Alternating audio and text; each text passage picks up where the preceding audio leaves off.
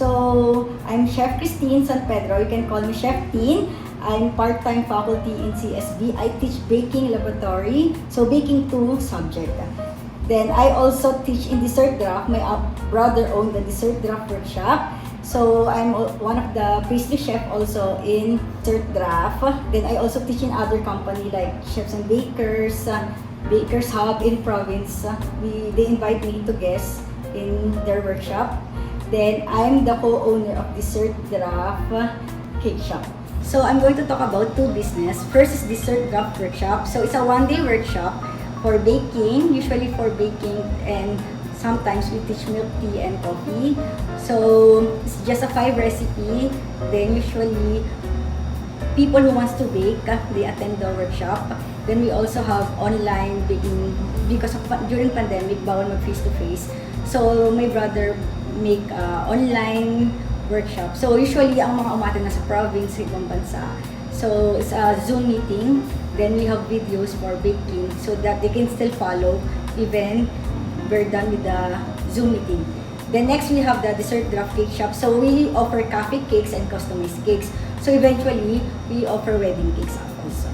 So for dessert draft workshop, my brother started with it since 2013. So actually, dito siya sa first floor, parang 12 students lang. Wala pang mga workshop that time, noong 2013. So nag-start siya because my brother always get invites from province. Ang nag-start kasi from parang yung mga baking supplies, they invite or they have workshop, 1-day workshop, then para yung mga target market nila bibili sa baking workshop, baking stores. So dito sa Manila wala pa noon. So nung madaming na invites, naisip niya na, oh, I'm going to have a workshop also. So doon nag-start yung dessert craft workshop. Then nung time na yun medyo walang workshop. So ang dami namin inquiries, ang dami umatay na students kasi madami may gusto matuto mag-bake. Then as we go on, medyo madami kami kalaban. Lalo ngayong 2023, madami na namin kalaban. Pero madami pa rin natututo or madami pa rin inquiries about the workshop. Then for the dessert draft cake shop, yung mga student, minsan, di na nila kaya mag-bake for their birthdays, for family. So parang naandami na namin inquiry na parang, Chef, pwede kami bumili ng birthday cake, ganyan. So naisip namin, may market kami. So yung actually mga student namin, parang di na nila kaya mag-bake. So yun yung target market. Then sa Facebook, when we post, nakakakuha kami ng mga customized cake, wedding cakes. Then mas maganda kasi may physical store. So yung first floor, ginawa namin physical store. Then the third floor, ginawa namin workshop. Then we can accommodate almost 20 students. So for dessert draft workshop, actually, almost 10 years na kasi kami. So syempre, as years pass by, madami na ding schools na nag-offer na 1-day workshop. So, syempre, we need to come up with the new ideas, new recipe, new classes so that the students will want to attend the new classes. Then, syempre, medyo kailangan namin i-observe. May mga months kasi mabenta yung class, may mga months na hindi din. For example, for Burr months, medyo malakas yun kasi nga parang lahat gusto mag-bake for Christmas season. Then, pagdating ng mga January, February, March, medyo humina kasi parang galing sa gastos. So, syempre, we need to observe, we need to adjust. So, instead of instead of twice a week, nagiging once a week na lang classes. Then, for the cake shop, one of the biggest challenge is the quality control. Syempre, kasi yung mga staff, medyo nahirapan sila sa quality control kasi sa production, sa mga safety, and so, kailangan double check namin, me and my brother need to double check the quality of the products. Okay. So, syempre, kung if talaga namin kaya, we stop the commissary. So, minsan, we focus na sa online orders. So, you won't stop this business, but you need to adjust, to adapt. So, for example, ngayon, trending na yung mga Shopee, na mga brookies. So, we need to adapt that. So, we need to start selling din mga Shopee na brookies, yung mga nasa tub, mga clinkers. So, syempre, don't stop the business, but we need to adapt the new trends. So, my relationship with him is like, he's my mentor and my support system. So, for mentorship, syempre, nag-start ako assisting him sa mga demo. So, lagi ako sumasama sa kanya. So, parang people think na shadow ba or anything. Ako, no problem with that kasi nga, natuto talaga ako from him. So, from mga classes niya and everything. Then as we go on, as the year passed by, ako naman nagtuturo ng isa. So actually, ang dami ko natutunan sa kanya. Then kahit same field kami, alam ko yung difference namin kung saan siya mas magaling sa. For example siya, gusto niya sa mga social media, sa mga brand endorsing, gano'n. Ako, ayoko, gusto ko kitchen lang. So hindi ko naman pinilit na gusto ko din ginagawa. Actually, hindi ko din alam bakit hindi ko gusto yung mga social media and everything. So ako gusto ko kitchen. So more likely diba tuturo ako sa kitchen, sa college. So super different namin from one another. Then for support system, actually we help one another for business. For example, siya yung nag-post ng mga new classes, siya nag-isip ng new design sa case. Ako naman is more on inquiry sa mga clients. So we can do both kung anong ginagawa namin sa isa. Pero syempre, may part na mas magaling siya, may part na mas magaling ako. So actually, parang we help one another. Then, mang maganda din doon is, parang dalawang company din yung ina-endorse niya. For example, sa kanya yung mga chocolate, ako mga level value milk. So, parang pag inisip mo, is super dami namin sponsored na products nga.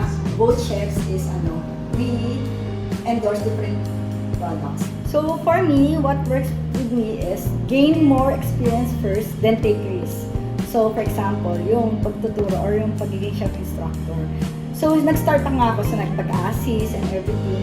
Then, syempre, medyo kabado ko nung ako na lang mag-isa nagturo. Pero syempre, how will I step my comfort zone kung lagi lang ako assistant? So, syempre, you need to be ready. So, yun nga, as years pass by, ako na yung nagtuturo mag-isa. Ako yung nag-chef instructor.